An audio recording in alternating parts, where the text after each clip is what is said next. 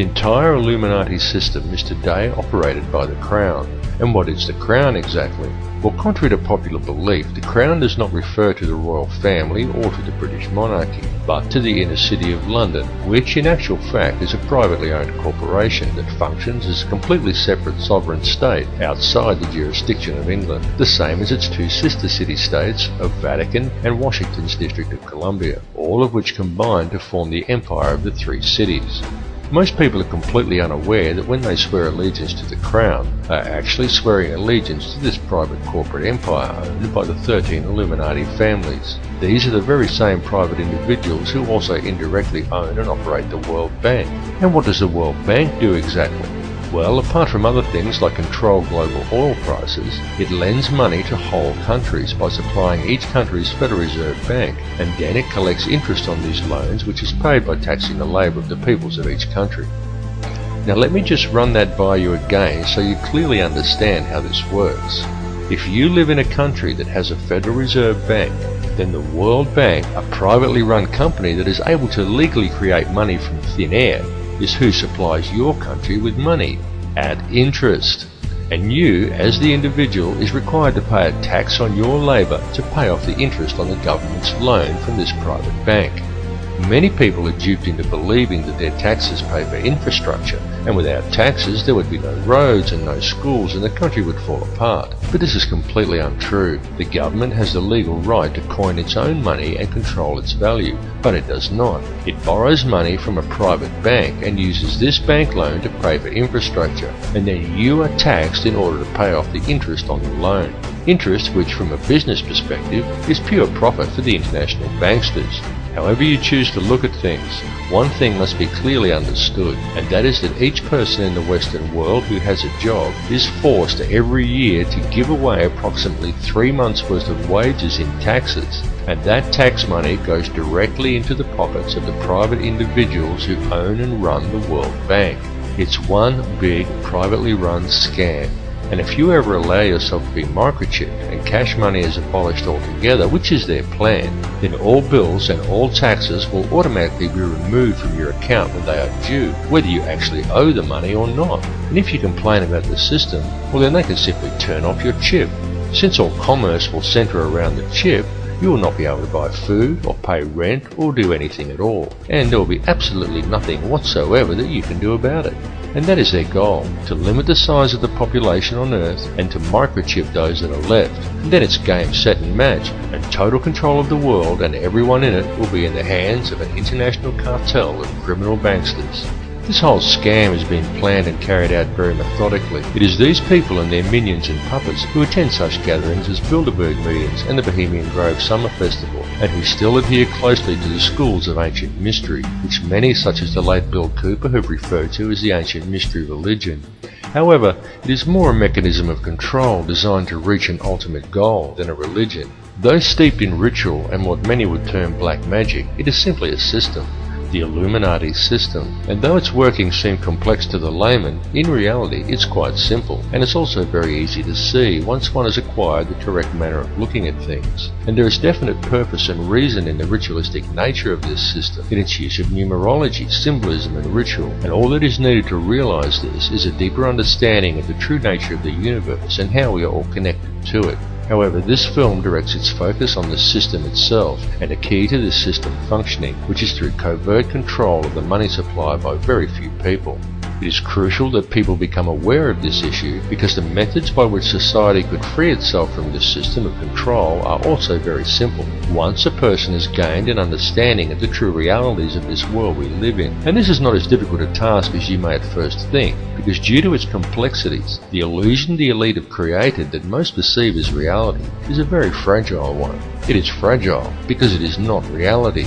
The reality is that the world does not have to be this way at all. It does not have to be heading in the direction that it is heading. People do not have to live in a never-ending sea of self-generating debt. Wars do not have to be fought, and children do not have to starve. And don't think people starve because the world is overpopulated. Don't believe what the television tells you. The world isn't overpopulated at all. In fact, let's look at it realistically with a simple comparison of population versus land mass, and we could do a rough estimate and formulate a quick hypothetical to demonstrate this very easily. There are approximately 6 billion people in the world, and there is 2.97 million square miles of land in the island continent of Australia. 2.97 million square miles breaks down to 1,900,800,000 acres, which then converts down to 7,603,200,000 quarter-acre blocks of land. So, we could hypothetically give every person in the world a quarter-acre block of land, and they would all fit into an area the size of Australia. Each would have enough land that they could all have gardens and grow a substantial supply of their own food, and we would still have 1,603,200,000 quarter-acre blocks, or an area roughly half the size of Queensland, left over, plus the entire rest of the world.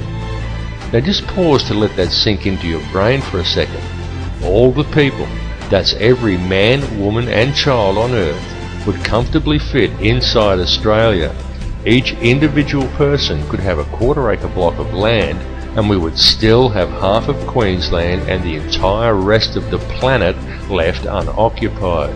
The world is not overpopulated at all.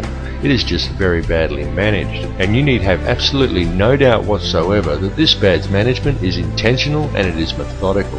It would, however, be very simple to fix things, and all that is required is for people to wake up to how much they are being lied to and how much they are being scammed.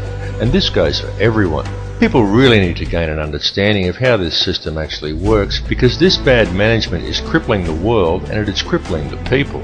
The methods that are used to do this become truly transparent once a person has gained a clear enough vision to see it, and people really do need to open their eyes and see it right now, because now that the world has been made smaller, and now that all the resources have been discovered and there are no frontiers left to conquer, the criminal elite intend to carry out a mass depopulation of this world, and their plan to do this is well underway.